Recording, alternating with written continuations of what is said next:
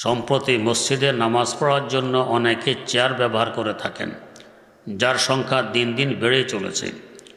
অত্র বিষয়ে ব্যাপক মতপার্থক্য রয়েছে। এ ব্যাপারে সঠিক সমাধান জানতে চাই। মানুষের মধ্যে ওজর, রোগ ব্যাধি থাকতেই পারে।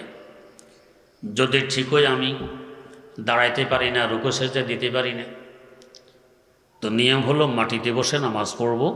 আমার পা থাকবে পশ্চিম দিকে, পাকে পশ্চিম দিকে দিয়ে রুকু সেজদায় ইশারার মাধ্যমে আদায় করব।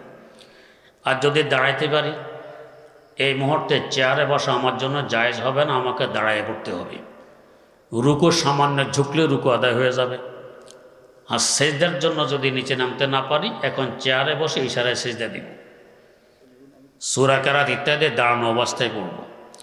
দাঁড়াইতে সক্ষম, রুকু করতে সক্ষম, তারপরে চেয়ারে বসে থাকি, এটা বৈধ হবে না। আল্লাহ রাব্বুল আলামিনের লক্ষ কোটি শুকর,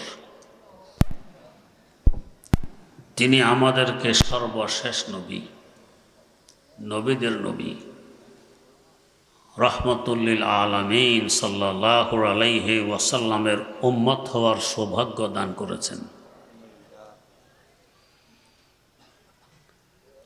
আমাদের মধ্যে এমন কে আছি যে কাল আখিরাতে আল্লাহ রাব্বুল আলামিনের কোর্টের আসামি নই? ইচ্ছায় অনিচ্ছায় অহরহ গুনাহ ও নাফরমানের ভিতরে ডুবেই আছি। বাঁচার উপায় কি?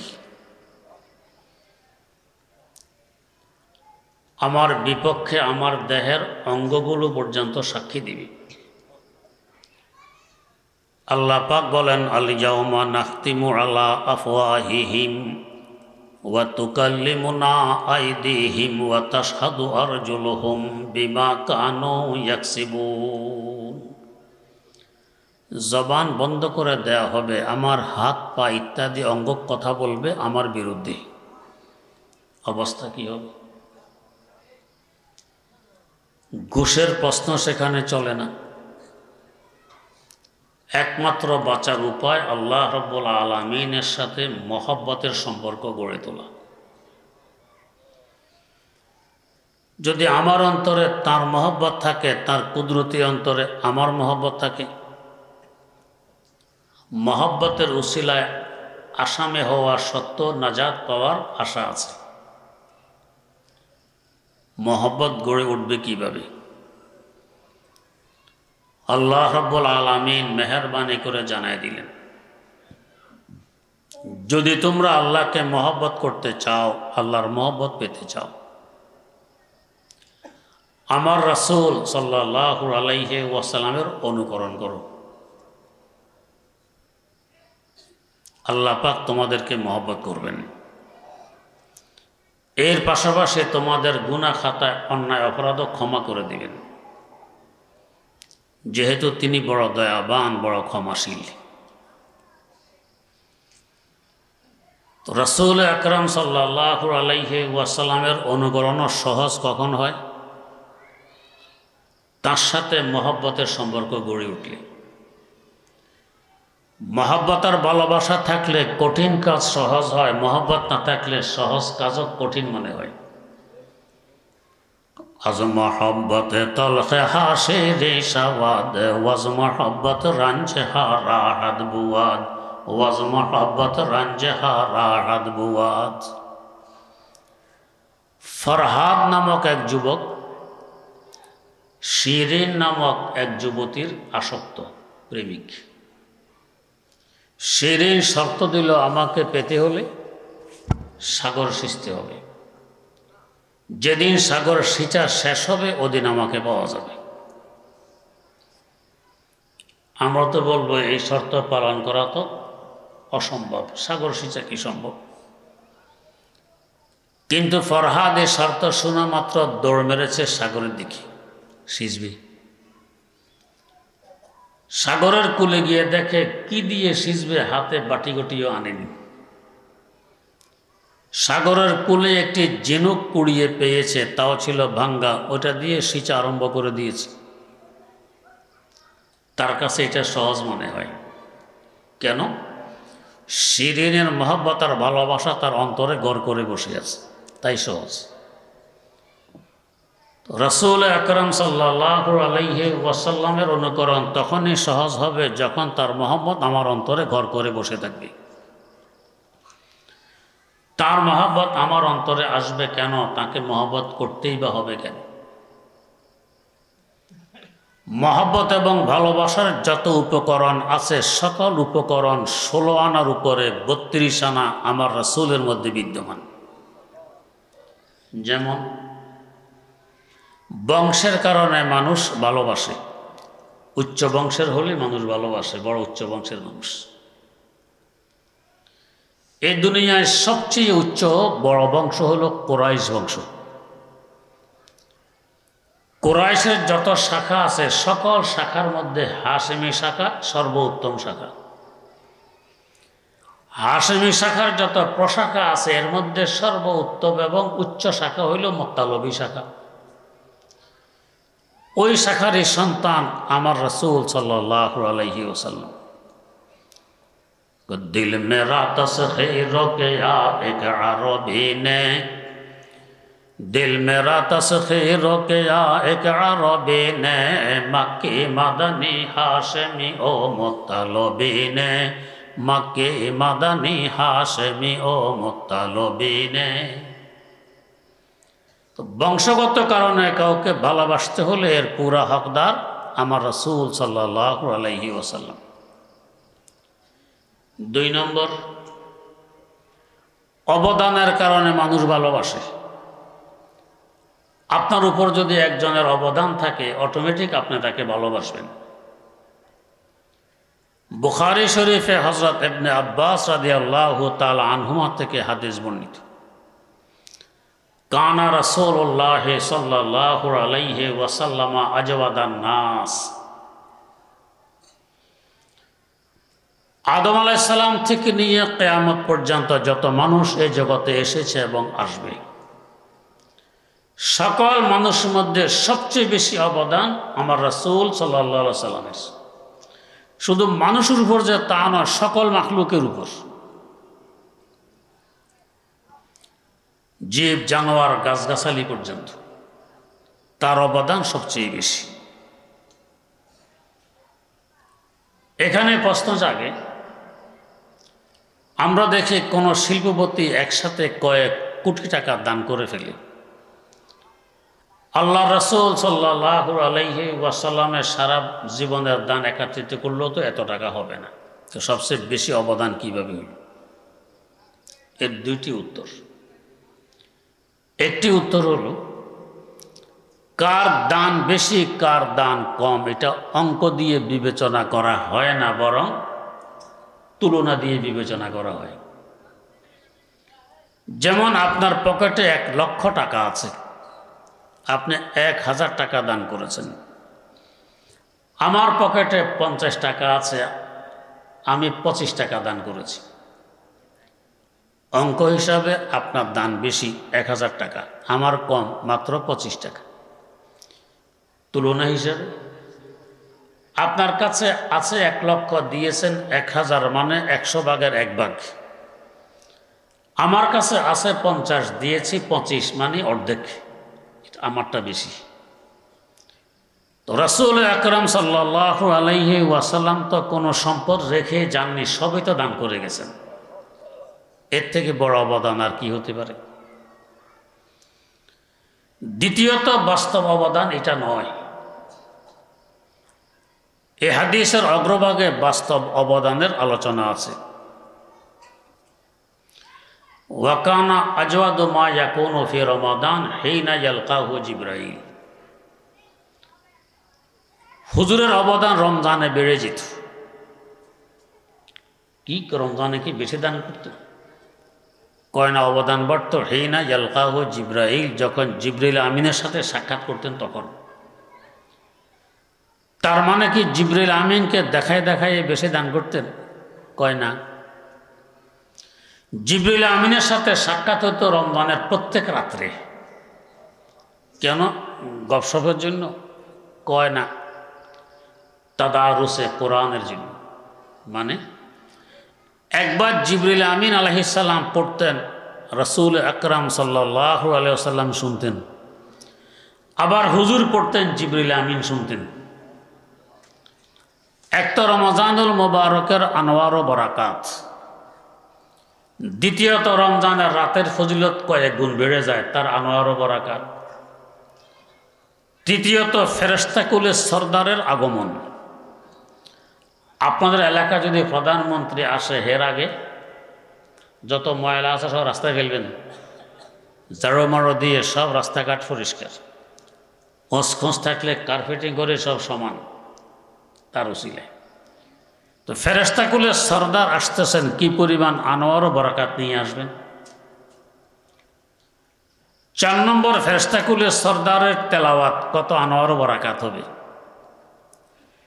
5 নম্বর, দু জাহানের বাদশাহ সাল্লাল্লাহু আলাইহি ওয়াসাল্লামের শ্রবণ, কেমন আনোয়ার ও বরাকাত হবে। 6 নম্বর, রহমতুল্লিল আলামিন সাল্লাল্লাহু আলাইহি ওয়াসাল্লামের তেলাওয়াত, কেমন আনোয়ার ও বরাকাত হবে। 7 নম্বর, ফেরেশতাকুলের সরদার জিবরিল আমিন আলাইহিস সালামের শ্রবণ, কত আনোয়ার বরাকাত। এইটা হলো অবদান সবচেয়ে বড়। এত আনোয়ার ও বরাকাত অন্য কোনো মাখলুকের মধ্যে দুনিয়াতে আসে না। ওয়াকানা আজওয়াদা মা ইয়াকুনু মিনার রিহিল মুরসালা, প্রবাহমান বাতাস থেকেও তার অবদান অনেক বেশি। বাতাস অক্সিজেন বয়ে নিয়ে আসে আমাদের কাছে, অক্সিজেন না থাকলে আমরা 1 মিনিটও বাঁচব না। এই যে বাতাস চলছে, সে বিবেচনা করে না কে আল্লাহর দুশ্মন, কে আল্লাহর দোস্ত, সমানভাবে সকলের উপকার করে বাতাস। আল্লাহ রাসূল সাল্লাল্লাহু আলাইহি ওয়াসাল্লাম তাই করেছেন। শুধু মুসলমানদের উপরে অবদান যে তা নয়, অমুসলিমের উপরও তার অবদান সমান হারে। তিনি জন্মগ্রহণ করেছেন মক্কায় মুকাররমা, এটা তার জন্মস্থান, মাতৃভূমি। কেমন মায়া মহব্বত এই মাতৃভূমির সাথে হওয়ার কথা। বসবাস করেছেন এই ভূমিতে দীর্ঘ 52 বছর, কেমন আন্তরিকতা এই জায়গার সাথে হওয়ার কথা। সৃষ্টি জগতের শ্রেষ্ঠতম জায়গা মক্কায় মুকাররমা, কেমন মহব্বত হওয়ার কথা। মক্কার মুশরিকরা তাকে এখানে থাকতে দিল না, বাধ্য হয়ে মক্কা ত্যাগ করলেন, হিজরত করলেন। নিজের মাতৃভূমি, বাসস্থান, ফজিলতপূর্ণ জায়গা থেকে আরেক জায়গায় চলে যাওয়া কেমন কষ্টের বিষয়। যারা বিদেশ গেছেন তারা বুঝবেন, কলিজা যেন ছিঁড়ে যায়। বাইরে ইট পাটকেল দরদ দিওয়ার জন্য আপনাকে টেনে ধরে রাখতে চায়, কর্তব্যের খাতিরে চলে যেতে হয়। অথচ আপনি জানেন আমি আবার ফিরে আসব, কিন্তু আল্লাহ রাসূল সাল্লাল্লাহু আলাইহি ওয়াসাল্লাম যে চলে যাচ্ছেন, ফিরে আসার কি আর সম্ভাবনা আছে? কল্পনাও তো নেই। আমরা বাড়ি থেকে কোথাও যাওয়ার সময় বারবার পিছনের দিকে ফিরে ফিরে তাকাই, বাড়ি দেখি। আল্লাহ রাসূল রাতের অন্ধকারে হিজরত করতেছিলেন, তাকাইলে যে দেখবেন তাও তো সম্ভব ছিল না। আবেগ সামলাইতে না পেরে মাতৃভূমির এক মুষ্টি মাটি মুঠে তুলে নিলেন, চোখের সামনে আনলেন, দেখানি যায়। এই মাতৃভূমির মাটিকে সম্বোধন করে বললেন, ও মাতৃভূমির মাটি, তোর সাথে আমার কি ভালোবাসা, কি মহব্বত, এই মুহূর্তে ব্যক্ত করার ভাষা আমার কাছে নেই। তোর বাসিন্দারা যদি আমাকে তোর থেকে দূরে যেতে বাধ্য না করতো, কখনো তোর থেকে দূরে যেতাম না। বাধ্য হয়ে সরে যাচ্ছি, আল্লাহ পাক তৌফিক দিলে আবার কখনো ফিরে আসার চেষ্টা করব। এভাবে চোখের পানি ছেড়ে দিয়ে পৌঁছে গেলেন সুদূর 450 কিলোমিটার দূর মদিনায় মুনাওয়ারা। সাথে অন্যান্য কিছু সাহাবাও আস্তে আস্তে হিজরত করলেন। মদিনার আবহাওয়া তাদের অনুকূলে ছিল না, প্রায় সাহাবী অসুস্থ হয়ে পড়লেন। এমনকি হযরত সিদ্দিক আকবর আবু বকর রাদিয়াল্লাহু তাআলা আনহু এমন অসুস্থ, জীবনের আশা ছেড়ে দিলেন। বলতেছিলেন ওয়াল মাউতু আদনা মিন শিরাকে নালিহি, আমার জুতোর পিতা থেকেও কাছে এসে গেছে আমার মৌত। হযরত বেলাল হাবশী রাদিয়াল্লাহু তাআলা আনহু অসুস্থ, মা আয়েশা সিদ্দিকা রাদিয়াল্লাহু আনহা গেলেন তাকে দেখতে। দেখেন যে প্রচণ্ড জ্বর, জ্বরের তাড়নায় হযরত বেলাল বেহুশ। মাঝে মধ্যে 1-8 মিনিটের জন্য হুঁশ আসে। এই অল্প সময়ে তিনি মক্কায় মুকাররমার জমিনকে স্মরণ করে কবিতা পড়েন, নিজের বিচ্ছেদ যন্ত্রণা লাঘব করার চেষ্টা করেন। কবিতাগুলো বুখারী শরীফে বর্ণিত আছে। আলা লাইতা শেরি হাল আবিতান লাইলাতান, আলা লাইতা শেরি হাল আবিতান লাইলাতান বেওয়াদিন ওয়া হাওলাইহি ইজখিরি ওয়া জালিলো, বেওয়াদিন ওয়া হাওলাইহি ইজখিরি ওয়া জালিলো, ওয়াহাল আরেদান ইয়াওমাম মিয়াহা মাজিন্নাতিন ওয়াহাল ইয়াবদুয়ান লি শামাতুন ওয়া তফিলো। হায় আফসোস, আমি কি একটি রাত ওই মাঠে যাপন করতে পারবো যে মাঠে ইজখির এবং জালিল নামক ঘাস উদিত হয়, যে মাঠে আমি আমার ওট বকরি চড়াইতাম, যে মাঠে মাজিন্না নামক একটি কূপ আছে, সেখান থেকে পানি তুলে নিজে পান করতাম, ওট বকরিকে পান করাইতাম। ওই কূপ থেকে পানি তোলা কি আর কখনো আমার ভাগ্যে জুটবে? ওয়াহাল ইয়াবদুয়ান লি শামাতুন ওয়া তফিলো, যে মাঠের দুই পাশে আকাশচুম্বী 2টি পাহাড় দণ্ডায়মান, পাহাড়গুলো দেখা কি আমার ভাগ্যে আছে? কেমন মহব্বত! আয়েশা সিদ্দিকা রাদিয়াল্লাহু আনহা এই অবস্থা দেখে দরবারে নবুয়তে গিয়ে এগুলো পেশ করলেন। আল্লাহ নবী হাত তুললেন, আল্লাহুম্মা হাব্বিব ইলাইনাল মাদিনাতা কা হুব্বিনা মাক্কাতা আও আশাদ্দা হুব্বা। আল্লাহ, মক্কায় মুকাররমার মহব্বত আমাদের অন্তরে যেভাবে ঘর করে বসে আছে, এভাবে মদিনা মুনাওয়ারার মহব্বত আমাদের অন্তরে ঢুকিয়ে দাও, বরং এর থেকে আরো মহব্বত বাড়িয়ে দাও। এরপর থেকে মদিনা মুনাওয়ারার আবহাওয়া অনুকূলে আসে, এখনো আছে, ইনশাআল্লাহ কিয়ামত পর্যন্ত থাকবে। 2 বছর পর হুজুর আবার 1400 সাহাবা কেরামকে সাথে নিয়ে আসতেছেন। মাতৃভূমির জিয়ারত করবেন, উমরা করবেন। 429 কিলোমিটার রাস্তা অতিক্রম করে হুদায়বিয়া নামক স্থানে এসে পৌঁছলেন। আর মাত্র 21 কিলোমিটার সামনে মাতৃভূমির জিয়ারত হবে। মক্কার মুশরিকরা এখানে এসে বাধা দিল, আর অগ্রসর হতে দিল না। বাধ্য হয়ে তিনি আবার 429 কিলোমিটার রাস্তা সফর করে মদিনায় ফেরত গেলেন। শুনতে তো সহজ শোনায়, সমতল ভূমি নয়, পাহাড়ি রাস্তা। পাহাড়ে ওঠো, নিচে নামো, পানির নাম নিশানা নেই, ছায়ার নাম গন্ধ নেই। আরবের রোদ আর আগুন তেমন ব্যবধান নেই। এভাবে 429 কিলোমিটার রাস্তা আসা, আবার ফিরে যাওয়া সহজ কথা নয়। এভাবে দীর্ঘ 8টি বছর কেটে যায়। আবার পুনরায় 10,000 সাহাবা কেরাম সাথে নিয়ে আসলেন মক্কায় মুকাররমা। কাফেররা মক্কা ছেড়ে পালাইলো, মক্কা হুজুরের হাতে চলে আসলো। সাহাবা কেরামকে সামনে নিয়ে একটি ভাষণ দিলেন। এমন পরিস্থিতি আমাদের সামনে আসলে কি ভাষণ দিতাম? হয়তো ভাষণ দিতাম, সংগ্রামী বন্ধুগণ, এই কাফেরের বাচ্চারা আমাদেরকে আমাদের মাতৃভূমিতে থাকতে দেয়নি। আমাদের কত মায়ের কোল খালি করেছে এরা, কত নারীকে বিধবা বানাইছে এরা, কত ছেলে মেয়েকে এতিম বানাইছে এরা, জুলুম অত্যাচারের স্টিম রোলার চালিয়েছে এরা আমাদের উপর। অতএব যাকে যেখানে পাবে কচু কাটা করে ফেলবে, এমন একটি গরম বক্তব্য হয়তো আমরা দিতাম।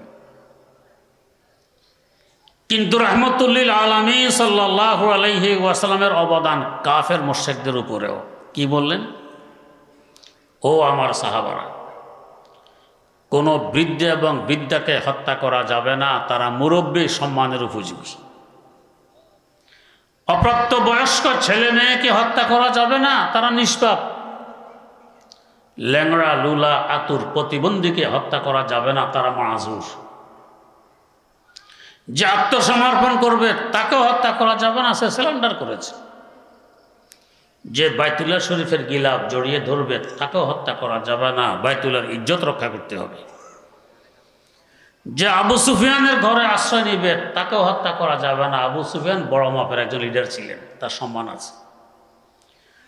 শুধুমাত্র তোমাদের বিরুদ্ধে যারা অস্ত্র ধারণ করবে তাদেরকে হত্যা করার অনুমতি আছে।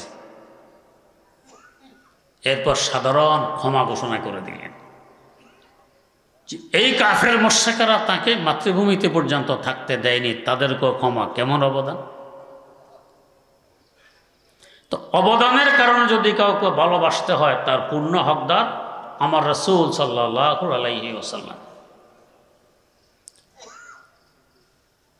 3 নম্বর, কোনো কিছু ধরতে যদি কোমল মনে হয়, নরম মনে হয়, তো মহব্বত লাগে, ভালো লাগে। শামাইলে তিরমিজি আছে, আল্লাহ রাসূল সাল্লাল্লাহু আলাইহি ওয়াসাল্লামের সাথে মুসাফা করলে মনে হতো যেন তুলা ধরতেছি, তুলা, এত নরম। তার বংশীয় 2 জন সৈয়দের সাথে আমার মুসাফার ভাগ্য জুটেছিল। 2019 সনে হজের সফরে এক সৈয়দ দাওয়াত করেছিলেন, গিয়েছিলাম তার ঘরে। নসব নামাও লেখা আছে ঘরে। মুসাফা করলাম, শামাইলে তিরমিজিতে যা পড়েছি তা যেন হাতে নাতে পেয়ে গেছে, তুলার মতো নরম হাত। তো 1500 বছর পরে তার বংশীয় একজন লোকের হাত যদি এমন হয়, তার হাতটা কেমন হইত! এই কারণে যদি কাউকে মহব্বত করতে হয়, তার হকদার আমার রাসূল সাল্লাল্লাহু আলাইহি ওয়াসাল্লাম। 4 নম্বর, সৌন্দর্যতার কারণে মানুষ মহব্বত করে, ভালোবাসে। এমন কোন মাখলুক আল্লাহ পাক সৃষ্টি করেননি যে আমার রাসূল থেকে বেশি সুন্দর। সবচেয়ে বেশি সুন্দর আমার রাসূল সাল্লাল্লাহু আলাইহি ওয়াসাল্লাম। जैसा के बनाना तुझे खालिक को था मंजूर, जैसा के बनाना तुझे खालिक को था मंजूर, रुखसार भी वैसा ही दिया, कद भी कमर भी, रुखसार भी वैसा ही दिया, कद भी कमर भी। প্রশ্ন জাগে প্রসিদ্ধ আছে, ইউসুফ আলাইহিস সালামকে দিয়েছেন অর্ধেক সৌন্দর্যটা, বাকি পুরা দুনিয়াবাসীকে দিয়েছেন অর্ধেক সৌন্দর্যতা। এইটা আমার রাসূলকে বাদ দিয়ে, আমার রাসূলের সৌন্দর্যতা বাদ দিয়ে বাকি সৌন্দর্যতার অর্ধেক ইউসুফ আলাইহিস সালামের, বাকি অর্ধেক সমস্ত মাখলুকের। আমার রাসূলের ঊর্ধ্বে। কত সুন্দর! হযরতে আয়েশা সিদ্দিকা রাদিয়াল্লাহু তাআলা আনহা বলেন, লালা শামসুন ওয়ালিল আফাকে শামসুন ওয়া শামসি আফদালু শামসি সামাই, ফাইন্না শামসা তাতলাউ বা'দা ফাজরিন ওয়া শামসি তাতলাউ বা'দাল ইশাই। জগৎবাসীর একটি সূর্য, আমি আয়েশার আরেকটি সূর্য। জগৎবাসীর সূর্য উদিত হয় সকালবেলায় পূর্ব আকাশে, আর আমি আয়েশার সূর্য উদিত হয় এশার পরে আমার হুজরায়। আমার সূর্য ওই সূর্য থেকে অনেক উত্তম, অনেক সুন্দর। ওয়া শামসি আফদালু শামসি সামাই। হযরত আবু হুরায়রা রাদিয়াল্লাহু তাআলা আনহু থেকে বর্ণিত, একবার পূর্ণিমা রাতে আমি রাসূলের সামনে একবার চন্দ্রের দিকে তাকাই, একবার তার চেহারা মোবারকের দিকে তাকাই, তো পূর্ণিমা চন্দ্র থেকে তার চেহারা আরো কোটি গুণ বেশি সুন্দর, উজ্জ্বলতা আরো অনেক বেশি। তার চেহারা তো পরের কথা, আমার আব্বা জান রাহিমাহুল্লাহু তাআলার কাছে শুনেছি। শেখুল আরব আল আজম সৈয়দ হোসেন আহমদ মাদানী রাহিমাহুল্লাহ, তার বংশের একজন, দারুল উলুম দেওবন্দে বুখারী শরীফ পড়াইতেন। আমাদের সিলেটে এতেকা করতেন। তারাবির পর হযরত মসজিদের সামনে দাঁড়িয়ে 1 ঘন্টা ওয়াজ করতেন।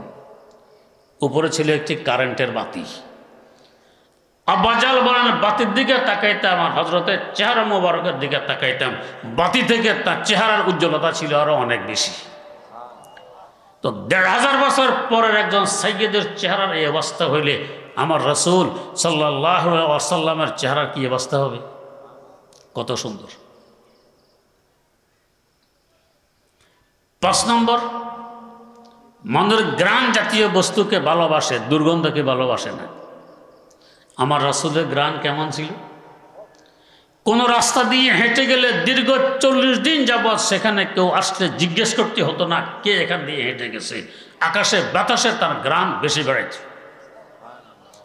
যে সমস্ত জায়গা তিনি থুক ফেলেছিলেন যদি সংরক্ষণ করা সম্ভব হইতো তো ৪০ দিন নয়, ৪০ বছর নয়, অন্তত ৫০০ বছর যাবৎ এখান থেকে ঘ্রাণ বের হইত। খুশবু সে তেরি আভি মদিনা হয় মুআত্তার, खुशबू से तेरी अभी मदीना है मुअत्तर, मक्के का हर कूचा वो पत्थर भी शजर भी, मक्के का हर कूचा वो पत्थर भी शजर भी। এখনো যদিও নবীর মহব্বত মার্কা নাক নিয়ে পৌঁছা যায় মদিনায় মুনাওয়ারায়, মক্কায় মুকাররমায়, এখনো আকাশে বাতাসে তার ঘ্রাণ বেশি বেড়াচ্ছে। আমার দাদা উস্তাদ শাইখুল ইসলাম আল্লামা জাফর আহমদ ওসমানী রহমতুল্লাহ জিয়ারত করতে দাঁড়াইলেন রওজা আকদাসের। গ্রান আসতেছে নাকে, এত মিষ্টি গ্রান, এত সুন্দর গ্রান জীবনে নাকে আসেনি। ভাবলেন অদূরে কোথাও ফুল বাগান আছে, বাতাস সেখান থেকে গ্রান নাকে নিয়ে আসতেছে। জিয়ারত শেষ করে কৌতূহল হইল, দেখি তো কোন ফুলের এত সুন্দর গ্রান। গলির মাথা ধরে হাঁটতে হাঁটতে শেষ মাথা পর্যন্ত পৌঁছেন, বাগান নেই, বোধ অন্য গলিতে। আরেক গলির মাথা ধরে হাঁটতে হাঁটতে শেষ মাথায় পৌঁছেন, ফুল বাগান নেই। এভাবে গলির পর গলি, গলির পর গলি হাঁটতেছেন আর খুঁজতেছেন। এরপরে এলহাম হইল আমার আল্লাহর পক্ষ থেকে, ও জাফর আহমদ কোন ফুলের গ্রান খোঁজার জন্য ঘুরতেছ? বুঝে আসে না গ্রান কোত্থেকে আসতেছে। গ্রানের কেন্দ্র তো রওজা পাকে আরাম করতেছেন, গ্রান তো এখান থেকে আসতেছে। খুশবু সে তেরি আভি মদিনা হয় মুআত্তার, খুশবু সে তেরি আভি মদিনা হয় মুআত্তার, মক্কে কা হর কূচা ও পাথর ভি শজর ভি। ৬ নম্বর, মুআজিজা, অলৌকিক ঘটনার কারণে মানুষ ভালোবাসে। আমার রাসূল সাল্লাল্লাহু আলাইহি ওয়াসাল্লাম থেকে বড় মুআজিজা কেউ দেখাতে পারছে না, পারবে। কেমন মুআজিজা? ঈমান-এ নবী পাতে হি চলতা হয় শজর ভি, ঈমান-এ নবী পাতে হি চলতা হয় শজর ভি, গোয়া লবে এজাজ ভি कहता है हजर भी, गोया लबे एजाज भी कहता है हजर भी। खुर्शीद का तलअत हुई पाते ही इशारा, अंगुश्त मुबारक से हुआ शक कमर भी, अंगुश्त मुबारक से हुआ शक कमर भी। জরুরত সারবেন, পর্দার ব্যবস্থা নেই, ইশারা করলেন, দূর থেকে গাছ হেঁটে এসে গাছের শাখাগুলো নামায় দিল, পর্দার ব্যবস্থা হয়ে গেল। তো ঈমান-এ নবী পাতে হি চলতা হয় শজর ভি। হুজুর বলেন, আমি হাঁটলে কোন পাথর আমাকে সালাম করতো, আমার সাথে কথা বলতো, এখনো সে পাথরগুলো আমি চিনি। গোয়া লবে এজাজ ভি कहता है हजर भी। সূর্য পুনরায় উদিত হওয়ার প্রয়োজন ছিল, ইশারা করলেন তো উদিত হয়ে গেছে। खुर्शीद को तलअत हुई पाते ही इशारा, अंगुश्त मुबारक से हुआ शक कमर। আঙ্গুলের এক ইশারা ৪ লক্ষ কিলোমিটার দূরের চন্দ্র দ্বিগণ্ঠিত হয়ে গেল, দুই দিকে চলে গেল। আল্লাহু আকবার। फेंके हैं गोलारों की तरफ बल के समर भी, आए अबर करम बाहर सखा कुछ तो इधर भी, आए अबर करम बाहर सखा कुछ तो इधर भी। ৭ নম্বর, মানুষ ভালোবাসে বিদ্যার কারণে। একজন অনেক বড় বিদ্বান এই কারণে ভালোবাসে। আমার রাসূল থেকে বড় বিদ্বান দুনিয়া থেকে এসেছে না আসবে? উতীতু ইলমাল আউয়ালিন ওয়াল আখিরিন, আগেরকার পরেরকার সকল এলেম একা আমাকে দেয়া হয়েছে। এই জগতের সবচেয়ে বড় বড় বিদ্যান্ত ১৬ লক্ষ পয়গম্বর, এর থেকে বড় বিদ্যান্ত কেউ নেই। তাফসিরে রুহুল বায়ানে উল্লেখ আছে, প্রথম পয়গম্বর আমাদের আদি পিতা সাইয়্যিদানা হযরত আদম আলা নবিয়িনা ওয়া আলাইহিস সালাতু ওয়াস সালাম ৭ লক্ষ ভাষায় কথাবার্তা বলতে পারতেন। কত বড় বিদ্যান! আমরা যদি ৪-৫টি ভাষা জানি, আরে বাপরে বাপ, কত টাইটেল! ঢাকায় আছে এক লোক, পোস্টার ছাপলে তার নামের আগে টাইটেল থাকে ৩০ থেকে ৩৫টি। নাম কোথায় খুঁজে পাওয়া হয় কঠিন। খোঁজ নিলাম, লেখাপড়া করেছে মাত্র হেদায়েতুন নাহু পর্যন্ত, ৫ম শ্রেণী। আল্লাহ রক্ষা করছেন, যদি টাইটেল ফাঁস করতে দাওরা হাদিস পড়তো তো এত টাইটেল পাইতো কোথায়? হেদায়েতুন নাহু পর্যন্ত পড়াতে টাইটেল ৩০ থেকে ৩৫। আল্লাহ হেফাজত কর। তো প্রথম নবী ৭ লক্ষ ভাষার মহাপণ্ডিত, কত বড় শিক্ষিত, এবং প্রত্যেকটি মাখলুকের দোষ, গুণ ও বৈশিষ্ট্য তিনি জানতেন। মুখস্থ ছিল, ফেরেশতাকুলের সামনে আল্লাহ পাকের দরবারে পরীক্ষার হলে শুনাইয়াও দিয়েছেন। আল্লাহ পাক বলেন, ওয়া আল্লামা আদামাল আসমাআ কুল্লাহা। কত বড় শিক্ষিত! আজ মেডিকেল সায়েন্স কোথা থেকে কোথায় পৌঁছে গেছে। এরপরও কি এমন ডাক্তার আবিষ্কার হয়েছে যে হাত বুলাই দিয়ে রুগী ভালো হয়? ওষুধ সেবন করালে মুর্দা জিন্দা হয়? এমন ডাক্তার আবিষ্কার হয়নি, এমন ওষুধও আবিষ্কার হয়।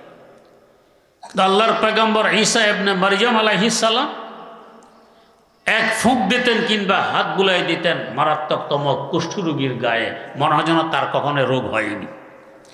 আল্লামা রুমির ভাষায়, সদা হাজারা দিব্যে জালে নো সে বোধ পেশে ঈসা ও দমাশ আফসোসে বুধ, পেশে ঈসা ও দমাশ আফসোসে বুধ।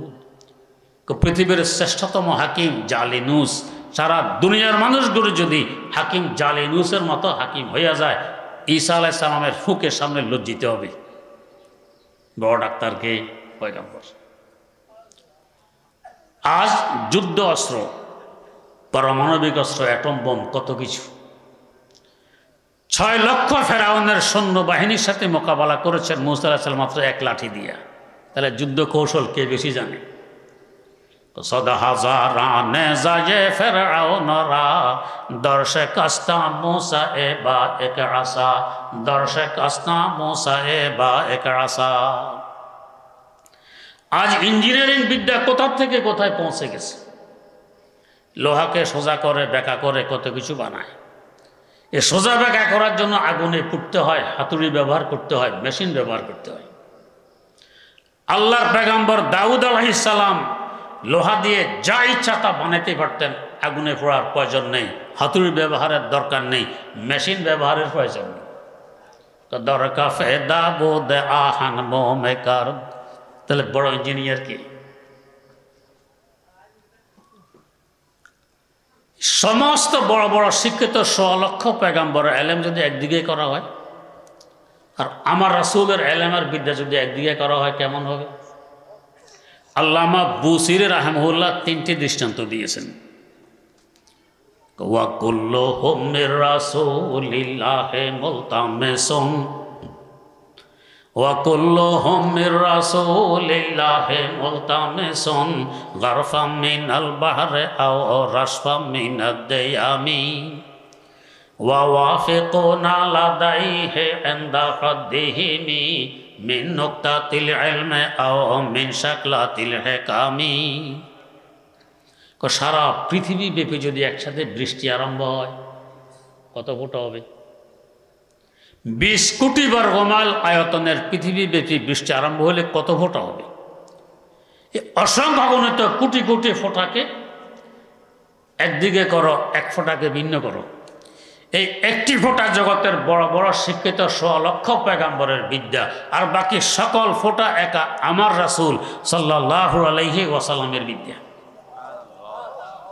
আর একটি দৃষ্টান্ত, যত ভাষায় পৃথিবীতে ব্যবহার হয়, আব্বা জানের আনিত ৭ লক্ষ ভাষা পৃথিবীতে ব্যবহার হবে।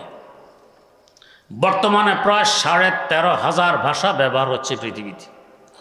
পুরাতন কোনো ভাষা বিদায় নেয় তো নতুন কোনো ভাষার আগমন ঘটে। এই ভাষাগুলোর বাক্য আছে, শব্দ আছে, অক্ষর আছে, চিহ্ন আছে। সকল ভাষার সকল বাক্য, সকল শব্দ, সকল অক্ষর, সকল চিহ্ন ভিন্ন করার পর যদি একটি বিন্দুকে পৃথক করা হয়, এই একটি বিন্দু জগতের সবচেয়ে বড় বড় শিক্ষিত 1.5 লক্ষ পয়গম্বরের এলেম, আর বাকি সকল বাক্য, শব্দ, অক্ষর, চিহ্ন একা আমার রাসূল সাল্লাল্লাহু আলাইহি ওয়াসাল্লামের এলেম।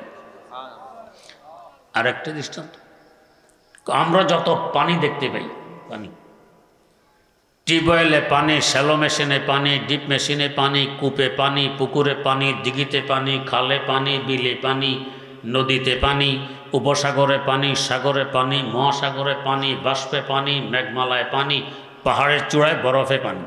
কত পানি হবে? এক আটলান্টিক মহাসাগর 5000 কিলোমিটার চৌড়া, 9 কিলোমিটার গভীর। কত পানি? প্রশান্ত মহাসাগর আরও চৌড়া। সকল পানিকে একাত্রিত করে যদি একটি ফোঁটা পৃথক করা হয়, এই এক ফোঁটা জগতের সবচেয়ে বড় বড় শিক্ষিত 1.5 লক্ষ পয়গম্বরের এলেম, আর বাকি সকল পানি একা আমার রাসূল সাল্লাল্লাহু আলাইহি ওয়াসাল্লামের এলেম। তো এলেমের কারণে যদি কাউকে ভালোবাসতে হয়, তার হকদার আমার রাসূল সাল্লাল্লাহু আলাইহি ওয়াসাল্লাম। তা যাদের একটু রুচি আছে, অমুসলিমও যদি হয়, তারপর দেখা যায় আমার রাসূলকে বেশি ভালোবাসে। ইউরোপের পার্লামেন্টে একবার তর্ক চলছিল সবচেয়ে ভালোবাসার উপযোগী কে। তর্ক বিতর্কের পর সিদ্ধান্ত হয়েছে যে নবী মুহাম্মদ ভালোবাসার উপযোগী সবচেয়ে বেশি, অথচ এরা অমুসলিম। ভারতে একবার প্রতিযোগিতা হয়েছিল নবীর সম্পর্কে কে কত ভালো লিখতে পারে। একটা হিন্দু ছেলে পুরস্কার জিতে নিয়েছে। হিন্দু ছেলে কিভাবে জিতল? সে লেগেছে গার শারক সেতা গর্ব হো সব মালকা আম্বার, গার শারক সেতা গর্ব হো সব মালকা আম্বার, और अर्श सेता फर्श हो सब दिरहम दीनार। हर बहर अगर दूर बने को, हर बहर अगर दूर बने फारिस बने को सार, और एक तरफ हो मेरे ये सैयद अबरार। फिर साले को मस्की को मुयस्सर हो के आले, सब छोड़ के नड़लाइन मोहम्मद को उठा ले, सब छोड़ के नड़लाइन। পৃথিবীর পূর্ব প্রান্ত থেকে পশ্চিম প্রান্ত পর্যন্ত যদি সব দামি দামি মাল সামানে পরিপূর্ণ থাকে, আর আরশ সে তা ফরশ হো সব দিরহাম দিনার, আরশ থেকে তাহাতা সারা পর্যন্ত যদি স্বর্ণ মুদ্রা রৌপ্য মুদ্রা দিয়ে পরিপূর্ণ করে দেয়া হয়, হার বাহার আগার দূর বনে ফারেস বনে কোসার, প্রত্যেকটি সাগর যদি মণিমুক্তা দিয়ে পরিপূর্ণ করে দেয়া হয়, আর প্রত্যেকটি পাহাড় যদি পরশপাথরে পরিণত হয়, এই সব কিছু একদিকে রাখো, এই সম্পদ রৌপ্য মুদ্রা, স্বর্ণ মুদ্রা, দিরহাম দিনার, মণিমুক্তা, হীরা জওহর সব একদিকে রাখো, और एक तरफ हो मेरे ये सैयद अबरार, আর একদিকে যদি রাসূল সাল্লাল্লাহু আলাইহি ওয়াসাল্লামকে রাখা হয়, এরপরে যদি এই সালেককে এখতিয়ার দেয়া হয় যে কি নিবা তোমার ইচ্ছা। गर साले के मस्की को मुयस्सर होके आले, सब छोड़ के नड़लाइन मोहम्मद को उठा ले, सब छोड़ के हजरत के वो नड़लाइन उठा ले। तो सब কিছু ত্যাগ করতে পারবো, সব কিছু ত্যাগ করে দো জাহানের বাসা দুইটা জুতা আমি উঠাই নিব। সব কিছু থেকে তার জুতার মূল্য আরো অনেক বেশি। কি পরিমাণ মহব্বত! এই মহব্বত আমার মধ্যে আছে কি নেই, প্রকাশ হবে কিভাবে? যখন দেখব নবীর সুন্নত আমার দেহের উপর দিয়ে বেশি উঠছে, বুঝবো যে আমার অন্তরে মহব্বত আছে। উপরে সুন্নত নেই, বুঝবো ভিতরে মহব্বত নেই। মাটির নিচে যদি গম থাকে তো গম গাছ উঠবে, ধান থাকে ধান গাছ উঠবে। উঠেছে গম গাছ, আপনি 1000 বার যদি কসম খেয়ে বলেন আমি তো ধান বুনেছিলাম, কেউ বিশ্বাস করবে? গন্ধ মাঝে গন্ধম বড় যাও যে যাও, আজমক আফাতে আমল গাফেল মশো, আজমক আফাতে আমল গাফেল মশো। আমার ভিতরে যদি নবীর মহব্বত থাকে উপর দিয়ে সুন্নত বেশি উঠবে, ভিতরে মহব্বত না থাকলে উপরে সুন্নত বাসবে না। ইরানের এক কবি আমার নবীর শানে কাসিদা লিখত, কবিতা লিখত। ভারতের এক আল্লাহর ওলি দেখে দেখে মুগ্ধ হইতো, এই কবির অন্তরে জানে নবীর কত মহব্বত, কত ভালোবাসে। এক পর্যায়ে তার কৌতূহল হইলে কবিকে দেখতে হবে। ভারত থেকে সফর করে ইরান গেছেন, খোঁজ করতে করতে কবিকে পেয়ে গেছেন। দেখেছেন নাপিতের দোকানে বসে দাড়ি কামায়। ইন্নালি আশ্চর্য হয়ে বলল, আরে রেশমি তো রাশি, নবীর সামনে কবিতা লেখো আর নবীর সুন্নতকে কোরবান করো। জবাব দেয়, রেশমি তোরা আসাম বলে দিলে কাছেরা নমি খার আসাম। দাড়ি কামায় ঠিক, কারো অন্তরে ব্যথা দেই না। তুমি তো এত লোকের সামনে এ কথা বলে আমাকে লজ্জা দিয়ে আমার অন্তরে ব্যথা দিয়েছ। হিন্দুস্তানি বুজুর্গ বলতেছেন, দিলে কাছেরা নমি ঘর আসি, কারো দিলে ব্যথা দাও না, টের পাও না। বলে দিলে রাসূলুল্লাহ সাল্লাল্লাহু আলাইহি ওয়াসাল্লাম মিখরাশি, তুমি আল্লাহ দিল রাসূলের অন্তরকে ব্যথা দিতেছো। এই দাড়ি তোমার আমার মুখে আসতে আল্লাহ রাসূলের তাজা দাঁত মোবারক শহীদ করতে হয়েছে, মাথা মোবারক ভেঙে রক্ত ঝরাইতে হয়েছে, তায়েফের ময়দানে রক্ত ঝরাইতে হয়েছে, এমনি আসেনি, তার দিলে তুমি ব্যথা দিতেছো। এই কথা তার অন্তরের চক্ষু খুলে গেছে। এখন ইরানের সে কবি যেন দোয়া করতেছে, জাযাকাল্লাহ কে চশমাম বাজ কর দি মোরা বাজান যা হামরাজ কর দি, মোরা বাজান যা হামরাজ কর দি। ও হিন্দুস্তানে আল্লাহর ওলি, আল্লাহ তোমাকে উত্তম প্রতিদান দান করুক। তুমি তো আমার অন্তরের চক্ষু খুলে দিয়েছ। এতদিন ছিলাম অন্ধ, এখন থেকে আমার চোখ খুলে গেছে। তওবা করলাম, জীবনে আর কোনো দিন দাঁড়িতে হাত দিব না। জাযাকাল্লাহ কে চশমাম বাজ কর দি, মোরা বাজান যা হামরাজ কর দি। তো সবচেয়ে বেশি মহব্বত আমার রাসূলকে করতে হবে। এটা প্রকাশ ঘটবে রাসূলের সুন্নতের মাধ্যমে।